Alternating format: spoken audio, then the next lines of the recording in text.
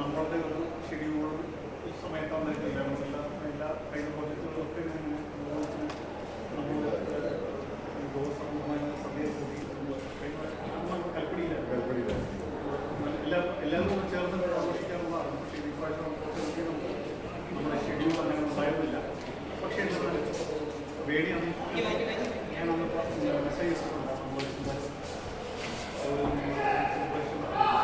സദ്യ നമ്മൾ ചെയ്യുന്നതാണ് ലൈവ്. അപ്പം കഴിയാതെ ഒരു ഷെഡ്യൂൾ നടക്കുന്ന സമയത്ത് നമുക്ക് എല്ലാവരെയും കൊണ്ടുവരാനുള്ള ഒരു കാര്യം ബുദ്ധിമുട്ടാണ്. എന്നിരുന്നാലും ഞാൻ നിശാന്തോട് ചോദിച്ചു ഏറ്റവും